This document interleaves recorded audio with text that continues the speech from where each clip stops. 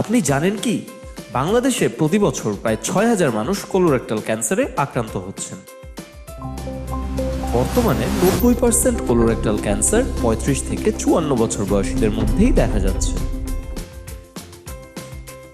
Fibre খান, ঝুঁকি কমান, colorectal cancer প্রতিরোধ করুন। জাঙ্ক ফুড এড়ান, শাকসবজি ফলমূল বাড়ান, কোলোরেক্টাল ক্যান্সারের ঝুঁকি কমান। ৪৫ বছরের পর নিয়মিত স্ক্রিনিং করুন। সচেতন হন, নিরাপদ থাকুন।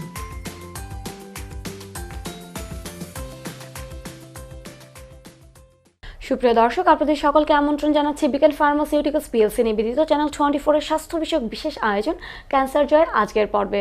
পুরো আয়োজন জুড়ে আপনাদের সাথে থাকছি আমি ডক্টর ইফা জান্নাত ইফা। দর্শক, বর্তমানে নীরব ঘাতকের মতন কোলোরেক্টাল ক্যান্সার বাংলাদেশে বৃদ্ধি পাচ্ছে, আর এই মার্চ মাসকে আমরা পালন করে থাকি কোলোরেক্টাল ক্যান্সারের সচেতনতা দিবসের মাস হিসেবে। কোলোরেক্টাল ক্যান্সার, এই ক্যান্সারের যে প্রাথমিক লক্ষণগুলো সেগুলোকে আমরা সাধারণত অবহেলা করি, যেমন মলত্যাগের অভ্যাসের পরিবর্তন, কখনো কনস্টিপেশন, কখনো ডায়রিয়া, আবার দীর্ঘদিনের বদহজমের সমস্যা এবং মোস্ট ইম্পর্টেন্টলি মলের সাথে রক্ত যাওয়া, যেটাকে আমরা পাইলস বা ফিস্টুলা হিসেবে অনেক সময় মিসডায়াগনোসড করে চিকিৎসা করে থাকি, যার কারণে রোগটি এমন একটি পর্যায়ে যে ধরা পড়ে যখন চিকিৎসা পদ্ধতি অনেক জটিল হয়ে যায় এবং রোগীর অবস্থা খুবই খারাপ হয়ে যায়। তাই দর্শক, মানুষের সচেতনতা বৃদ্ধির উদ্দেশ্যে আমাদের আজকের আয়োজন। দর্শক, আজকে আমাদের সাথে স্টুডিওতে উপস্থিত আছেন doctor Mohammad Asaduzzaman sir, medical oncologist, জাতীয় ক্যান্সার গবেষণা ইনস্টিটিউট অ্যান্ড হসপিটাল। দর্শক, আজকে আমরা কথা বলবো কোলোরেক্টাল ক্যান্সারের কারণ, লক্ষণ, প্রতিকার এবং চিকিৎসা সম্পর্কে। আসসালামু আলাইকুম স্যার, আপনাকে আমন্ত্রণ জানাচ্ছি আমাদের আজকের পর্বে। ওয়ালাইকুম আসসালাম আপনাকে এবং আপনার মাধ্যমে আপনার দর্শকদের সবাইকে জানাচ্ছি রমজানের শুভেচ্ছা এবং অবশ্যই অগ্রিম ঈদ মোবারক। স্যার, আপনাকে অসংখ্য ধন্যবাদ। স্যার, যেহেতু আজকে আমরা কোলোরেক্টাল ক্যান্সার নিয়ে আলোচনা করবো, তাই শুরুতেই আমি জানতে চাই, ইনিশিয়ালি আমরা একজন কোলোরেক্টাল পেশেন্টের কী কী লক্ষণ দেখতে পাই এবং লেট স্টেজে কোলোরেক্টাল ক্যান্সারের পেশেন্ট আমরা কী কী লক্ষণ দেখতে পাই? হ্যাঁ, কোলোরেক্টাল ক্যান্সার খুব অতি সম্প্রতি আমাদের মতো অনুন্নত দেশগুলা যেগুলা, এই দেশগুলাতে কোলোরেক্টাল ক্যান্সারের প্রাদুর্ভাব অনেক বাড়ছে। কোলোরেক্টাল ক্যান্সার প্রধানত এটা অ্যাফ্লুয়েন্ট সোসাইটির অর্থাৎ ধনী দেশগুলোর রোগ। ইউজুয়ালি এটা Europe, America, Canada, Australia, New Zealand এই দেশগুলোতে সাধারণত কোলোরেক্টাল ক্যান্সারের প্রাদুর্ভাব অনেক বেশি। আমাদের দেশগুলোতে সম্প্রতি যেহেতু আমাদের খাদ্যাভ্যাস, আপনার লাইফস্টাইল এগুলো অনেকটাই ইউরোপিয়ান ধাঁচের হয়ে যাচ্ছে সবগুলা দেশেই, এই জন্য এর প্রাদুর্ভাবও বাড়তেছে। সো আমাদের অবশ্যই এটা নিয়ে চিন্তার বিষয় এবং আমরা মেডিকেল অনকোলজিস্ট এবং অনকোলজিস্ট যারা আছে সবাই কোলোরেক্টাল ক্যান্সার নিয়ে অবশ্যই খুব সচেতন এবং আমরা আশা করি আমাদের দর্শক যারা আছে তাদেরকে আমরা ধীরে ধীরে সচেতন করতে পারবো। আপনি যে প্রশ্নটা করেছেন সেটা হলো যে আমরা কিভাবে বুঝতে পারি আসলে লক্ষণগুলো কি হবে। খুবই আর্লি স্টেজে সাধারণত আমরা ধরে নেই, যদি আর্লি স্টেজে যদি আমরা ক্যান্সার ধরতে পারি তো ক্যান্সারকে আমরা নিরাময় করতে পারি। সুতরাং ক্যান্সার প্রাথমিক পর্যায়ে ধরার আমরা সবসময় সচেষ্ট থাকি প্রাথমিক পর্যায়ে ধরার জন্য। একবারে প্রাথমিক পর্যায়ে যখন থাকে তখন অ্যাকচুয়ালি কোলোরেক্টাল ক্যান্সার অ্যাসিমটোমেটিক থাকে, তার মানে লক্ষণ থাকে খুবই কম, অথবা কিছু বেগ অ্যাবডোমিনাল পেইন থাকতে পারে, যেই ব্যথাটা আপনার মনে হবে না এটা খুব সমস্যাযুক্ত না, অথবা ফ্লাটুলেন্স হয়, অর্থাৎ পেটের ভিতরে অনেক সময় শব্দ হয়, বোর বলি আমরা, ফ্লাটুলেন্স হয়, একটু ডিসকমফর্ট ফিল হয় এই। আর তারপরে যদি আরেকটু অ্যাডভান্স হয় তবে আমরা কোলনকে ইউজুয়ালি দুইটা ভাগ করি, রাইট কোলন আর লেফট কোলন। রাইট কোলনে ইউজুয়ালি দেখেন একটু রাইট সাইড থেকে যখন আসে তখন রাইট কোলনের সিমটমগুলো আসে একটু দেরিতে, যেহেতু ওখান থেকে আমাদের খাবারগুলো পাস করে যায় লেফট কোলন দিয়ে। সো যখন রাইট কোলনের ইউজুয়ালি সিমটম লক্ষণগুলা খুবই কম হয়, অল্প অল্প একটু ব্যথা হয়, অথবা আপনার রক্ত স্বল্পতা হতে পারে। রক্ত স্বল্পতার কিছু ফিচার হতে পারে, খুব দুর্বলতা, শরীর দুর্বল লাগতে পারে, চেহারাটা একটু ফ্যাকাশে হয়ে যেতে পারে। এইগুলো সাধারণত রাইট কোলনের সিমটম খুবই কম হয়। আর লেফট কোলনের সিমটম খুব ডেফিনেট কিছু সিমটম দেখা যায়। আপনার প্রথমে আসে বাউল হ্যাবিট অল্টারেশন, অর্থাৎ আপনি যেটা শুরুতে বলতেছিলেন, হয় কখনো কনস্টিপেশন হচ্ছে, পায়খানা কষা হয়ে যাচ্ছে, কখনো পাতলা পায়খানা হয়ে যাচ্ছে, আবার কখনো মলদ্বারে রক্তও যাচ্ছে। এই সিমটমগুলো অথবা অ্যাবডোমিনাল পেইনও হয় লেফট কোলনে। তো এই সিমটমগুলো সাধারণত লেফট কোলনের রোগীরা খুব দ্রুত আসে আমাদের কাছে, রাইট কোলনের রোগীরা অনেক দেরি করে আসে। জি স্যার, এই যে কোলোরেক্টাল ক্যান্সার, এই কোলোরেক্টাল ক্যান্সার শনাক্তকরণের জন্য প্রাইমারি পর্যায়ে আমরা কি কি পরীক্ষা নিরীক্ষা করতে পারি? দেখেন, প্রাইমারি পর্যায়ে যখন প্রথমত কোনো সিমটম যদি অল্প দিনের থাকে, কোনো লক্ষণ যদি অল্প দিনের, তখন আমরা আসলে কেউই আসলে ডাক্তারও খুব গুরুত্ব দেয় না, রোগীরাও খুব গুরুত্ব দিতে চায় না, বুঝছেন। কিন্তু যখন কনস্ট্যান্ট কোনো সাস্টেইন কোনো সিমটম আছেই, আমার অ্যাবডোমিনাল ডিসকমফোর্টটা থাকতেছেই, আমার পাতলা পায়খানা হচ্ছেই বা কষা হয়ে যাচ্ছে পাতলা পায়খানা, তখন আসলে অথবা পায়খানার সাথে রক্ত যাচ্ছে, অল্টার্ড কালারের পায়খানা যাচ্ছে, বুঝছেন, তখন আমাদের মাথায় আসবে না আমার ইনভেস্টিগেশনে যেতে হবে এখন। তখন আমরা শুরুতেই যে ইনভেস্টিগেশন সেটা হলো ফিকাল অকাল ব্লাড টেস্ট, অর্থাৎ পায়খানায় অনেক সময় রক্ত যাচ্ছে এটা দেখা যায় না। তো এটা পরীক্ষা করার জন্য হলো ফিকাল অকাল ব্লাড টেস্ট। যদি আমরা অকাল ব্লাড টেস্টে পজিটিভ পাই, কখনো কখনো নেগেটিভ পাইলে, খুব হাই সিমটম যদি থাকে, যদি লক্ষণগুলো খুবই রিস্কি থাকে, তখন আমরা বলি যে আপনি এবার কোলোনোস্কোপি করেন। কোলোনোস্কোপি অ্যাকচুয়ালি ডেফিনিট পরীক্ষা, যেটা দিয়ে আমরা ধরতে পারি যে কোলনে কোনো রকম প্রবলেম আছে কিনা। তারপর আরও কিছু পরীক্ষা আছে, আমরা ক্লিনিক্যাল এক্সামিনেশন করতে পারি, ডিজিটাল রেকটাম এক্সামিনেশন বলি ডাক্তাররা যেটা করে, আবার আপনার ফ্লেক্সিবল সিগময়েডোস্কোপি বলে, যেগুলো খুব বেশি ওই কোলোনোস্কোপির একটা ভার্সন আর কি, ফ্লেক্সিবল সিগময়েডোস্কোপি, ওগুলা করতে পারি আমরা। আচ্ছা স্যার, আমরা তো জানি যে কোলোনোস্কোপি, যেমনটা আপনি বলছিলেন, এটি একটি gold standard test for colorectal cancer. Sir, এই যে কোলোরেক্টাল ক্যান্সার নিয়ে অনেক নারী পুরুষরা ভুগছেন, তাদের মাঝে আমি যদি জেন্ডার ওয়াইজ ভাগ না করে সবার কথা বলি, তাহলে একটা মানসিক ভীতি থাকে যে পুরুষ নারী নির্বিশেষে সবারই হয়তো একটা চিন্তা থাকে যে কোনো ব্যথা বেদনা হবে কিনা, রক্তপাত হবে কিনা, কোলোনোস্কোপি কোনো ভয়াবহ প্রক্রিয়া কিনা। আবার স্পেশালি উইমেন্স যারা আছেন, আমাদের দেশে তো অনেকেই আছেন পর্দা করেন, তারাও আবার একটা ভীতিতে থাকে যে আমার জেনিটাল এরিয়া খুব বেশি এক্সপোজড করে এই কোলোনোস্কোপিটা করা হবে কিনা। কিন্তু আমরা তো জানি আমাদের দেশে এখন ফিমেল গ্যাস্ট্রোএন্টারোলজিস্টও আছেন, যদি আপনি পর্দা করেন সেক্ষেত্রে একজন ফিমেল গ্যাস্ট্রোএন্টারোলজিস্ট দিয়েও আপনি করতে পারেন। এছাড়াও খুবই লিমিটেড এরিয়া আসলে এক্সপোজ করে এই পরীক্ষাটি করা হয়। স্যার, তাতে সচেতনতা বৃদ্ধির উদ্দেশ্যে আপনি আসলে কিভাবে বলবেন? দেখুন, আমাদের দেশে যেমন এই প্রবলেমগুলা শুরু হচ্ছে এবং আমাদের এক্সপার্টাইজও ডেভেলপ করতেছে।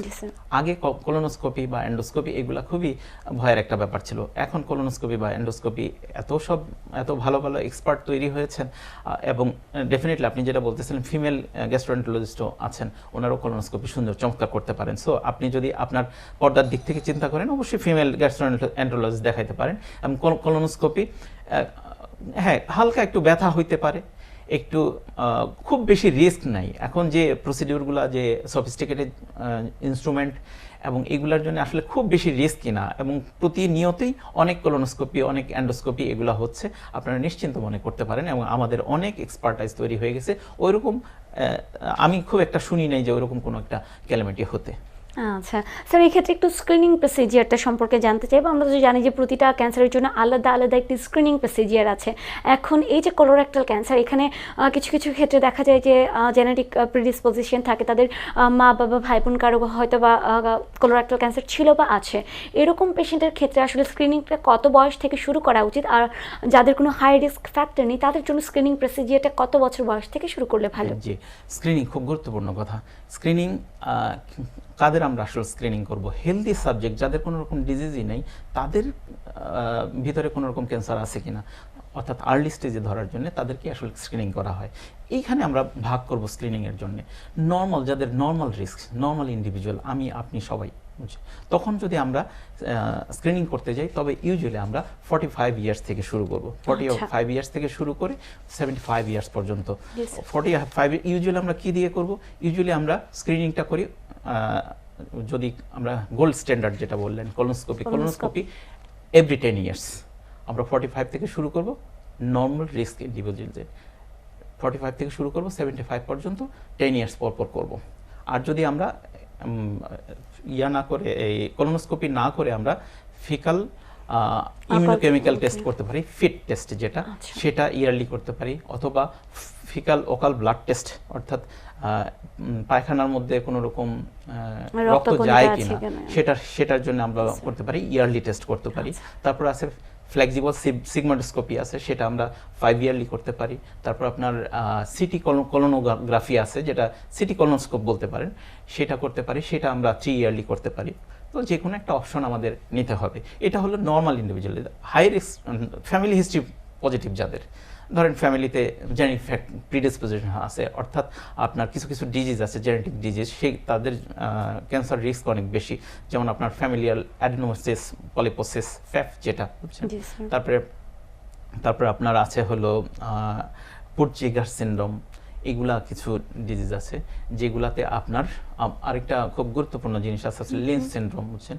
লিন্স সিনড্রোমে আমরা কোলোনোস্কোপিটা শুরু করব আপনার 40 ইয়ার্স থেকে, ইউজুয়ালি যদি কোনো রকম তার ফ্যামিলি হিস্ট্রি না থাকে, অথবা বলে 40 ইয়ার্স, অথবা ধরেন ফ্যামিলিতে কোনো একজন ফ্যামিলিতে ক্যান্সারের পেশেন্ট আছে, সবচেয়ে কম বয়সী যে ক্যান্সারের পেশেন্টটা, তার যে বয়সে শুরু হয়েছে ক্যান্সার, তার থেকে 10 বছর আগে থেকে আমরা স্ক্রিনিং শুরু করব যাদের ফ্যামিলি হিস্ট্রি পজিটিভ আছে।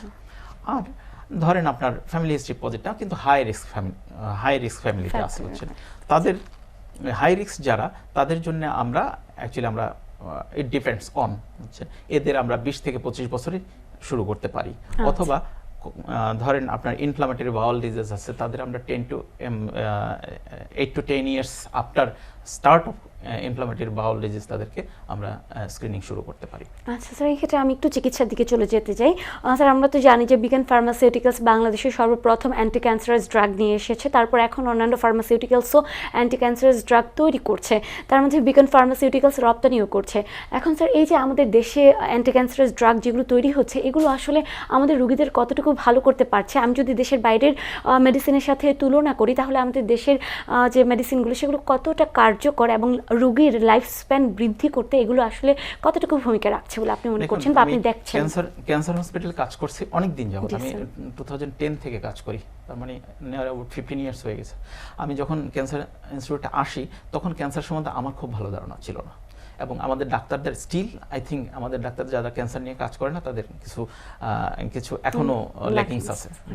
তাদের আমি বলবো আমাদের ক্যান্সার সেক্টর ঠিক একটা সময় কার্ডিয়াক রোগীরা যখন, মানে হার্টের রোগীরা যখন দেশের বাইরে ট্রিটমেন্ট করতে যাইতেন, এখন কিন্তু যাচ্ছেন না ওনারা, কারণ আমাদের কার্ডিয়াক সেক্টর অনেক আগে গেছে, আমাদের ক্যান্সার সেক্টরও অনেক এগিয়ে যাচ্ছে। এবং সাথে সাথে এগিয়ে যাচ্ছে কি করে আসলে আমাদের ফার্মাসিউটিক্যাল সেক্টরস, মানে এবং তাদের মধ্যে ডেফিনেটলি লিডিং আমি তখন থেকে পেয়ে আসছি 2010 থেকে বিকনের সাথে আরেকটা কোম্পানি ছিল টেকনো ড্রাগস, কিন্তু ডেফিনেটলি বিকন অনেক লিডিং কোম্পানি ছিলেন তখন থেকে, স্টিল নাও। এবং খুব ভালো আসার খবর হলো বিকনের সাথে কম্পিটিশন দিয়ে আরও বেশ কিছু কোম্পানি আসছেন, লিডিং কোম্পানি, আমাদের লিডিং ফার্মাসিউটিক্যালস কোম্পানি অনকোলজি সেক্টরে নিয়ে চলে আসছেন। এবং তখন থেকেই আমি দেখে আসছি যে কোম্পানিগুলোর ওষুধ নিয়ে আসছে, শুধু বিকনের কথা বলবো না, প্রত্যেকটা কোম্পানির ওষুধই খুব চমৎকার কাজ করে, খুবই ভালো কাজ করতেছে এবং খুবই আশাপ্রদ। এবং আমাদের অনেক রোগী, আমরা যখন ফলো আপ রুমে বসি, দেখি যে 10 বছর 15 বছরের আগের অনেক রোগীরা আসতেছে, এবং তারা কিন্তু ক্যান্সার ইনস্টিটিউটে এবং আমাদের দেশি কোম্পানির ওষুধ দিয়ে ট্রিটমেন্ট, এবং স্পেশালি থ্যাঙ্কস টু বিকন, যে তারাই আসলে অধিকৃত এই অনকোলজি সেক্টর। জি স্যার, অবশ্যই। স্যার, আমরা তো জানি যে আসলে রোগ কখনো নিম্নবিত্ত, মধ্যবিত্ত, উচ্চবিত্ত দেখে আসে না। এখন যেহেতু আমাদের দেশেই অ্যান্টি ক্যান্সারাস ড্রাগগুলো তৈরি হচ্ছে, অবশ্যই আমাদের দেশের মানুষের জন্য এটা অনেক বেশি বেনিফিশিয়ারি হয়ে উঠেছে এবং মানুষ চিকিৎসা নিতে উদ্বুদ্ধ হচ্ছে। কারণ একটা সময় ছিল যখন আসলে ক্যান্সার ধরা পড়ার পর মানুষ এমন ভাবতো যে না, আমি চিকিৎসা করাবো না, আমি এইভাবে যতদিন বাঁচি ততদিন বাঁচলাম, কারণ ফাইন্যান্সিয়ালি আমরা আসলে অতটা স্ট্রং না। তো এই যে একটা উইল, সেখান থেকে আসলে মানুষকে বের করে আনার ক্ষেত্রে আমাদের ফার্মাসিউটিক্যালসগুলো, and specially thanks to Beacon, because they created this sector and this medications on oncology, যেটা মানুষকে আসলে হেল্প করছে। স্যার, আপনাকে অসংখ্য ধন্যবাদ জানাচ্ছি, এবং সর্বশেষ আমি আপনাকে বলবো আমাদের দর্শকদের উদ্দেশ্যে কিছু বলতে। দর্শকদের উদ্দেশ্যে আমি এটাই বলবো যে ক্যান্সার নিয়ে এক সময় বলতো যে যার হয় যক্ষা তার নাই রক্ষা। যক্ষা কি কোনো ব্যাপার? কোনো ব্যাপারই না। একটা সময় বলতো যে if there is cancer there is no answer, but আমি বলবো there some answer, and definitely we have some answer. এবং আমাদের প্রত্যেকটা ক্যান্সারে অনেক ভালো ভালো ট্রিটমেন্ট বাংলাদেশে আসছে, এবং আমি বলবো যে একটা ওয়ার্ল্ড ক্লাস, টপ ক্লাস যেসব ট্রিটমেন্ট এখন সব চলে আসছে। এবং শুধু বিকন না, বিকনের সাথে সাথে অন্যান্য ফার্মাসিউটিক্যালসগুলোও নিয়ে আসছে। আমরা সবচেয়ে আধুনিক যে treatment, check point inhibitor, immune checkpoint inhibitor যে ওষুধগুলা এগুলা চলে আসছে, টার্গেটেড থেরাপি চলে আসছে, এবং আমাদের দেশে একটু লেকিংস আমি যেটা বলবো সেটা হলো রেডিওথেরাপির মেশিন অসম্ভব কস্টলি।